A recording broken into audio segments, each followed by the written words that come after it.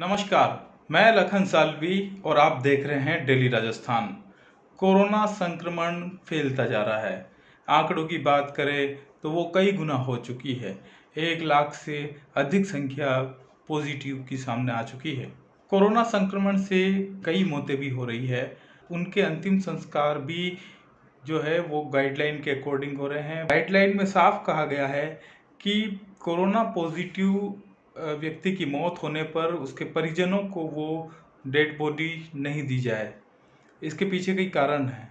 इससे संक्रमण फैलने की आशंका रहती है। इसके चलते ये जिम्मेदारी प्रशासन और पुलिस की है। कई जगह पर ऐसा भी देखने में आया है कि लोग अपने ही परिवार के, अपने ही लोगों का अंतिम संस्कार तक करने से डर रहे हैं। ये भय का एक माहौल बन गया है। कई ऐसे सामाजिक कार्यकर्ता भी हैं जो आगे आए हैं और वो ऐसे शवों को लेकर उनका अंतिम संस्कार कर रहे हैं। मुंबई के चेंबूर में 3 दोस्त हैं। तीनों दोस्त पिछले कई दिनों से चेंबूर के शमशान घाट में सेवा दे रहे हैं। कोरोना संक्रमित लोगों की जो डेड बॉडीज वहां आ रही है वो WHO की गाइडलाइन की पालना करते हुए वहां पर शवों का अंतिम संस्कार कर रहे हैं। सूरत में एकता ट्रस्ट के द्वारा ये जिम्मेदारी निभाई जा रही है।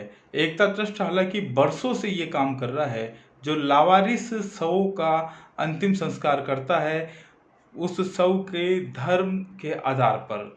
अगर वो मुस्लिम है तो उसे दफनाते हैं, अगर वो हिंदू है तो उसका अग्निदाह करते हैं। अब्दुल बताते हैं कि वो कई सालों से ये काम कर रहे हैं। कोरोना संक्रमण के इस काल में भी हिंदू धर्म के लोगों के कई शव एकता ट्रस्ट के पास पहुंच रहे हैं। एकता ट्रस्ट के लोग 4-5 लोग वहाँ होते हैं। अब्दुल भाई उनका नेतृत्व करते हैं और मोक्ष धाम में अंतिम संस्कार किया जाता है। वो घी भी छिड़कते हैं, गंगा जल भी देते हैं और लकड़ी जलाकर अंतिम संस्कार कर रहे हैं। तो ये 2 तरह की तस्वीरें हैं, जहां चेंबूर में 3 दोस्त मिलकर शवों का अंतिम संस्कार कर रहे हैं, वहीं सूरत में एकता ट्रस्ट के लोग जो है कोरोना पॉजिटिव लोगों के शवों का अंतिम संस्कार कर रहे हैं। वहीं राजस्थान में एक तस्वीर सामने आई है चित्तौड़ जिले में। चित्तौड़गढ़ के प्रताप नगर के लोगों ने पुलिस को एक शव का अंतिम संस्कार नहीं करने दिया। पुलिस WHO की गाइडलाइन की पालना करते हुए एक कोरोना संक्रमित डेड बॉडी का अंतिम संस्कार करने के लिए शव को प्रताप नगर के डाइट मार्ग पर स्थित मोक्षधाम में ले गई थी, लेकिन यहां लोगों ने पुलिस को शव का अंतिम संस्कार नहीं करने दिया। लोगों को समझाने का बहुत प्रयास किया गया। विभाग के आला अधिकारी भी मौके पर पहुंचे, लेकिन लोग नहीं माने।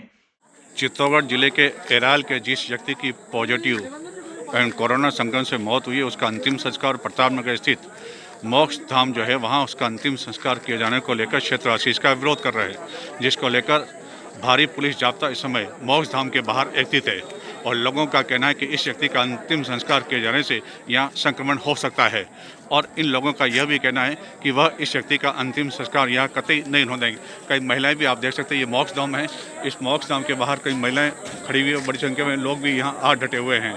भारी पुलिस जाब्ता यहाँ पुलिस अधिकारी भी यहाँ मौजूद हैं और इस समय स्थिति यह है जबकि रात्रि के 9 बज चुके हैं, 9 बजे बाद भी यहाँ कई पुलिस अधिकारी एवं भारी पुलिस जाब्ता मौजूद है जिनका विरोध है। जानकारी ये भी मिली है कई आला अधिकारी भी यहाँ पहुँचने वाले हैं।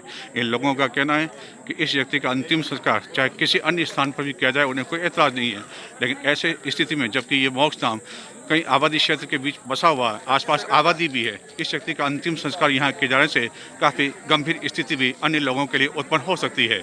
इस व्यक्ति का अंतिम संस्कार अब यहाँ नहीं किया जाएगा और इस व्यक्ति की जो डेड बॉडी है, जो शव है, वह अन्य स्थान पर ले जाने की तैयारी हो रही है। यह वह एम्बुलेंस जिसमें पॉजिटिव व्यक्ति जिसकी मौत हो चुकी है, इसका शव रखा हुआ है और जो PP किट है, किट पहने हुए लोग इसमें मौजूद हैं और भारी पुलिस जाब्ते के साथ में इस एम्बुलेंस को या प्रताप नगर में जो डाइट रोड है, जो मोक्ष धाम है, वहाँ से इसको रवाना किया जा रहा है।